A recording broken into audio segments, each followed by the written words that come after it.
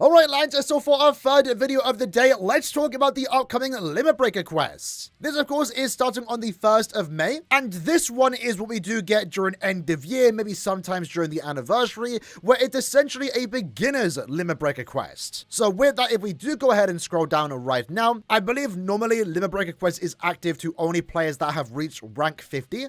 This one, since it is more beginner friendly, you can attempt this quest from player rank 15, and there's also no links requirement. So even if you are someone that recently just started the game, maybe starting during this upcoming banner, you can use those characters or any character you do have and attempt Limit Breaker to see what this game mode does actually offer. Now obviously with that, the rules this time around, we have a bunch of damage numbers here for using a mind character, heart character, etc. But you really don't need to follow the rules. The enemy's HP are super low. If you do follow the rules and you are using a somewhat recent character, likely you are going to one-shot.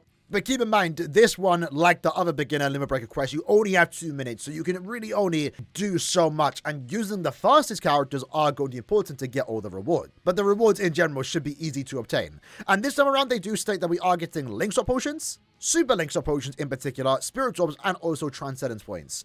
If I recall correctly, it will be on your screen right now. The spirit orbs, I believe we still get 50. We get around 300,000 transcendence points, so a tad bit less. And maybe super link swap potions were there last time. Maybe it's 1,000 or something. But even that, in all honesty, can help out new players max out their characters. Now, for us veterans that do want that, harder Limit Breaker challenge, like always, whenever we do get the beginners one, we also should get a second Limit Breaker quest in the month that will be happening once this one does end. So that also means more orbs this month. We should be getting 100 orbs in total from Limit Breaker and around 900,000 transcendence points, assuming you can get all the rewards from this quest and the potential upcoming next Limit Breaker quest. Which in that case, by the way, the rules might be a tad bit different, but they also should allow you to use Giselle twice, because Giselle is going to be the desired character for slot number 1. Now, I thought I might throw this in. I was going to mention that the beginner Limit Breaker quest, they were recently with this new update added to our total records. The one thing about beginner Limit Breaker quests is that they don't actually show on your record. That was recently changed with the new update, and I actually got this screenshot from last night, but it seems like they actually got ahead and removed it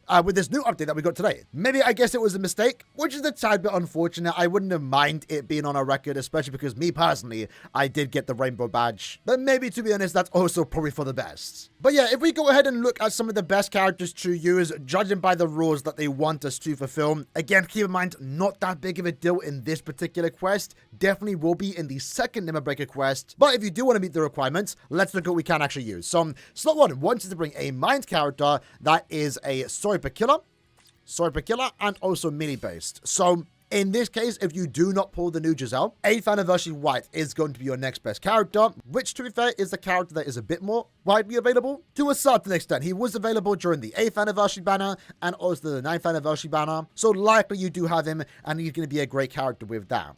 Given that it is a beginner friendly Limit Breaker quest, how many times am I going to say that in this video, right? You can maybe get away using like round 14 Ichigo and maybe even Ikone if you do have the characters duped out. The thing is though, the killer effect is hardly that big of a deal. It's only 2 times. So honestly, you're better off just going with any melee mind character. And in that case, your options open a lot more. You can use Ishin. You can use Rukia even. You can use Yuhabak. Any spiritual pressure character, I think you're going to be fine. Honestly, if you're not using a certain someone in slot 2 or 3, we'll talk about them in a second, you might be better off using Yuhabak as your number 1 character for slot 1 due to the fact that he does have the recharge in between stages. So skills like this, in case you aren't aware, are really good skills for Limit Breaker because you are fighting against a clock, normally 5 minutes, in this case 2 minutes. So having that recharge in between stages means when the character is next available, all their strong attacks are back. And when you only have 2 minutes, not like it's a big deal because the rewards should be easy to get. I think you only have to get to like stage 15, 12. But having this skill means your strong attacks are ready to go and it will allow you to basically kill every wave within like 10 seconds.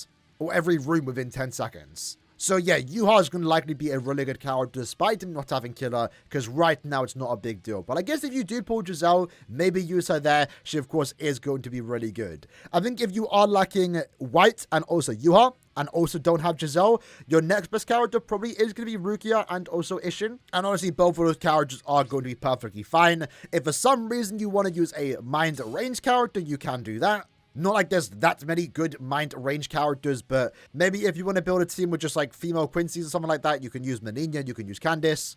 That personally comes down to you, but since it's pretty easy, you can just have fun and use whatever character you want to, in all honesty. Like, in some cases, what you can do is just bring a melee Serpent Killer. In that case, you know, Yatru is a very good character that you can use. And she, unironically, might be actually the better character here, because she just has, like, a really good damage output with really good strong attacks. For slot number 2, we want to bring a heart character that is ranged, with also no affiliation killer. So in this case, the stage is designed, or this slot is designed for the new Toshiro. That might imply that he is coming back, probably very soon, by the way, because I believe we are getting the ranged no affiliation guild quest coming up maybe next week. So if you're looking for Soifon, Toshiro, and also Sajin, the second part to the 9th anniversary, they are coming back potentially soon. So if you have Toshiro, you can definitely use him in slot number 2. Again, you do not need to fulfill the rules though, so instead just bring your next best character, which could be a heart ranged character. In that case, you can use Byakuya, you can use the new Aaroniero, you can use even Valentine's Rurika. Likewise, what you can do is just bring a heart character with no affiliation killer. In this case, someone like Ichigo comes to mind, the Concord version, which is in this upcoming end of month banner.